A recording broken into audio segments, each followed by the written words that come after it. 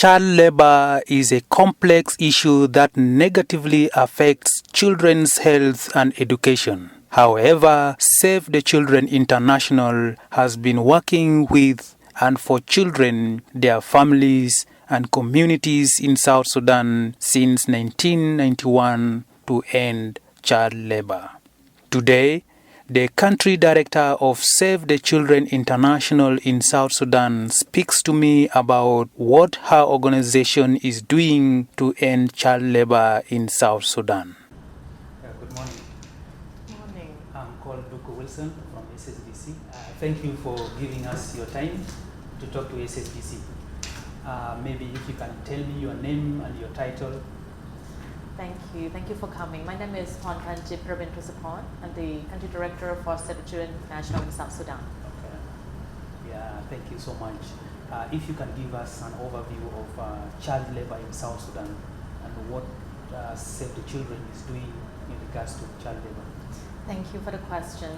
I think we have to start with what is child labor. Yes. And of course, any work at all that prevents children or a child from school, no matter how small or how big it is considered child labor. Children or any child has a right to be protected, to be nurtured, the right to education, the right to be heard. Child right is basically a subset of human rights. So any work or anything that prevents children from going to school, anything that is harmful to them mentally, physically, socially, is also considered child labor. With the economic hardship of the country, the situation, the conflicts, some parents are forced to actually have their children helping with the work, and that is a child labor. What Save the Children is doing is contributing in coordination with other actors and stakeholders. We believe that it's a duty, barriers, responsibilities to actually protect children on all the children of South Sudan. So, and when I talk about the duty barriers, we also talk about us, we talk about the states, we talk about the communities, the parents, talk about you and me, everyone in the society to help making the community and the society nurturing for children to grow and to learn. What Save the Children is doing is to implementing programs in coordination with other stakeholders, child protection, AOR, child protection subnational clusters, the government, the communities, the parents, the children themselves, to make sure that our program help addressing the root cause of the hardship in the society, as well as creating access and providing equal and quality education for children. So our programs are quite robust and holistic, because we have to understand that the problems of child labor or no access to school have various factors to it. Some families are facing hardship economically, so they may ask their children to help earning income. Our FSL, Food Security and Livelihoods Program, help addressing those root causes. For example, we have to understand what root causes are for us to be able to help collectively, not only as Save the Children, but collectively in the communities to help bringing and nurturing the children of South Sudan. Okay. What could be some of the child rights that maybe you know? Child rights. Child right is a subset of human rights. Basically, any child younger than 18 has a right to go to school. Child rights is a subset of human rights, so it means that we basically have to respect their voices. They have to be heard. They need to be participated. The way we do our program is not for us to enforce children to participate.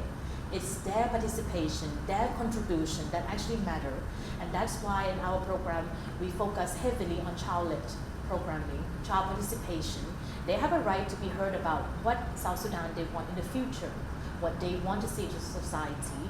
How can we, as a society, collectively bring about the societies and environment that will help them grow, that will make them feel protected, that will actually bringing in the generation of quality that will help advancing South Sudan as a country.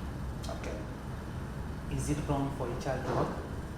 It's definitely not wrong for the child to work, for as long as it doesn't interfere with their schooling, for as long as it is not harmful to children. Work is actually some housework can also bring about a sense of responsibilities, discipline, for as long as it's within the appropriate age, appropriate type of work, and it doesn't interfere with their schooling, it doesn't make harm for them mentally, socially, physically, that they feel sense of that they don't feel a sense of obligation, but a sense of responsibility to help contribute to society within the capacity of being a child. So, like, when does it become a problem? When, for example, something that is interfering with your school? Yes, correct. If if for example, a child is forced or asked to basically go to sell or trade goods in the market instead of going to school, now this is a problem because they belong to school. They have a right to education, the right to have a brighter future. If our work that we provided or forces children to do interfere with their time and opportunities to go to school, if it harms them in any possible way, then that usually become a problem, and that's what we advocate against. That the children have the right to go to school, the right to actually have education, the right to be heard, just like all of us here. Well, like, who is behind child labor? Is it the parents' guidance, or who is perpetrating child labor? There are many factors around child labor as we talk about the different root cause.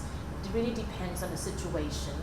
I think as the duty barriers, all of us have roles to play to prevent child labor to happen in South Sudan. The state at the policy level, the communities to create a safe environment for children, the parents, us to contribute to the society to create that kind of environment that children can feel safe and be protected and can learn.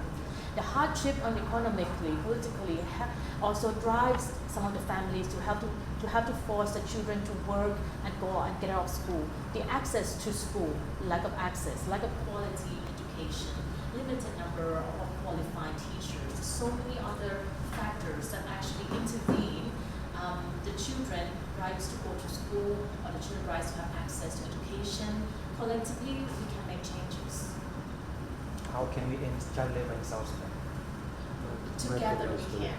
We can contribute to bringing in a safe, conducive environment as you and me as a society. At the state level, we can enhance the policy that actually help advancing children's agenda, child rights agenda. We can do more of contributing at the budgeting level. We can do more at the community level, the parents. We can make sure that the parents prioritize and respect child's rights, that the children have the right to be heard, children have the right to go to school, to education. We as a society providing access and quality education and make sure that we coordinate with other actors to bring in the changes collectively and not as a standalone organization. I truly believe that everyone has roles to play to have advancing child rights agenda in this country. Okay.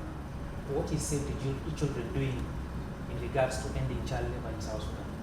Thank you for the question. Very good question.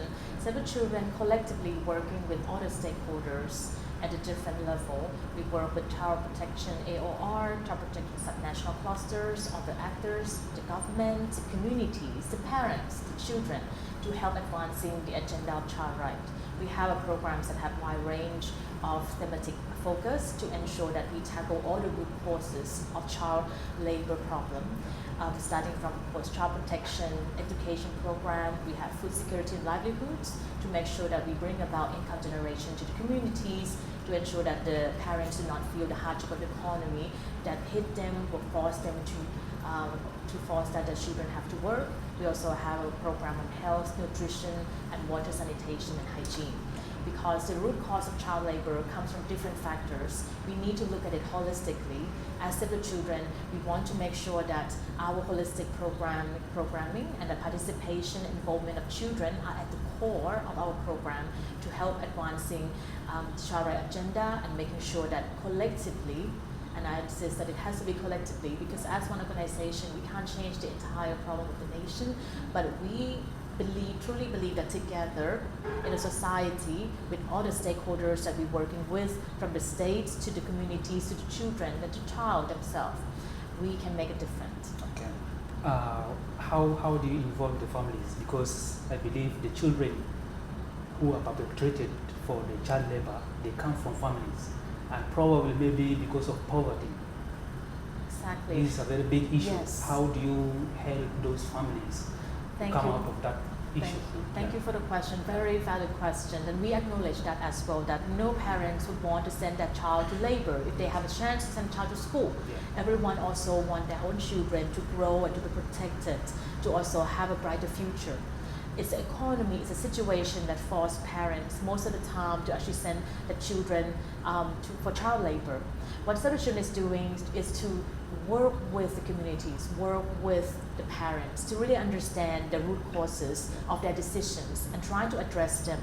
And this goes along with our, for example, food security livelihoods program, but we believe that if we actually help the families and communities to earn, to have income, they will be able to release the children to schools, and they will not feel the fact of false factor that they must ask the children to help them earning so that they can put the food on the table.